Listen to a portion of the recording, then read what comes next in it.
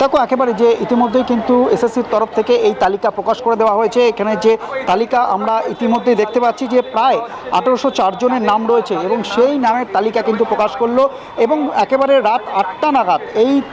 যে দাগি সেই দাগিদের তালিকা বা লিস্ট এটা কিন্তু প্রকাশ করে দেওয়া হয়েছে। এই মুহূর্তে আমাদের হাতে যে তালিকা রয়েছে তাতে কিন্তু আমরা দেখতে পাচ্ছি যে প্রায় 1804 জন কিছুক্ষণ আগেই কিন্তু এই তালিকা, এবং তার মধ্যে কিন্তু লেখা রয়েছে যে সুপ্রিম কোর্টের যে অর্ডার সেই অর্ডার অনুযায়ী একেবারে সেই অর্ডার অনুযায়ী কিন্তু এই টেন্টেড ক্যান্ডিডেটদের কিন্তু এই মুহূর্তে কিন্তু সেই তালিকা প্রকাশ করা হলো এবং আমরা দেখতে পাচ্ছি যে টেন্টেড যে ক্যান্ডিডেট এই মুহূর্তে তোমাকে দেখানোর চেষ্টা করব। এই যে এসএসসির নোটিশ তাতে বলা হচ্ছে যে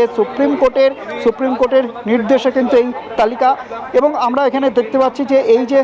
ঠিক তালিকা প্রথম নাম দেখা যাচ্ছে এখানে অবনীন্দ্রনাথ মণ্ডল এবং তার পাশাপাশি যে প্রাক্তন যে কাউন্সিলর অর্থাৎ তৃণমূল কংগ্রেসের কাউন্সিলর তার নামও রয়েছে। এবং এই মুহূর্তে 1804 জনের যে তালিকা সেই তালিকা কিন্তু ইতিমধ্যেই প্রকাশ করা হয়েছে এবং এখানে আমরা দেখতে পাচ্ছি যে প্রথম সিরিয়াল নাম্বার রয়েছে, রোল নাম্বার রয়েছে এবং তার পাশাপাশি কিন্তু নাম রয়েছে, তারপর যে রোল নাম্বার সেই রোল নাম্বার রয়েছে। অর্থাৎ ঠিক এই যে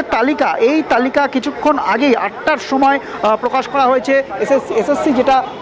অনেকক্ষণ ধরেই জানাচ্ছিলেন যে শেষ মুহূর্তের যে প্রস্তুতি সেটা তাদের চলছে এবং আইনি পরামর্শ নেওয়া হচ্ছিল। সেই আইনি পরামর্শ নেওয়ার পর অবশেষে আমরা দেখতে পাচ্ছি যে এই যে তালিকা সেই তালিকা প্রকাশ করা হলো এবং এই যে টেন্টেড অর্থাৎ দাগিদের নামের তালিকা তাতে সুপ্রিম কোর্টের যে অর্ডার রয়েছে সেই অর্ডার অনুযায়ী কিন্তু এই তালিকা অবশেষে প্রকাশ পেল এবং দুপুর থেকে দফায় দফায় বৈঠক হয়েছে এবং সেই বৈঠকের পর এসএসসি জানিয়েছিল যে সন্ধ্যে 7টার কিছু পরের এই তালিকা প্রকাশ করা হবে এবং তারপর দেখা গেল যে শেষ মুহূর্তে এই তালিকার জন্য তারা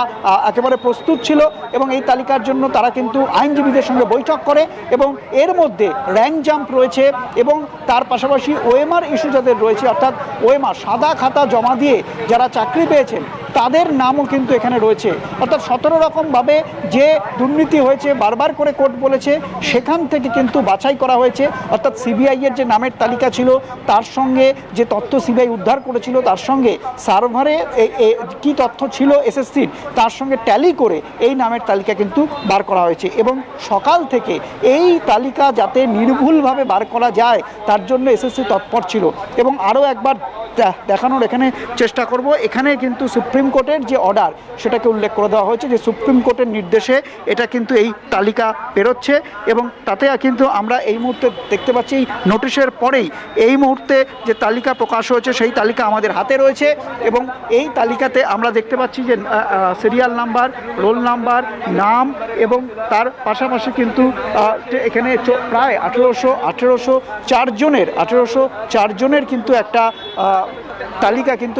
এই মুহূর্তে রয়েছে। এবং খুব গুরুত্বপূর্ণ বিষয় যে এই তালিকা যেরকম বাইরে যেরকম প্রকাশ করা হলো অর্থাৎ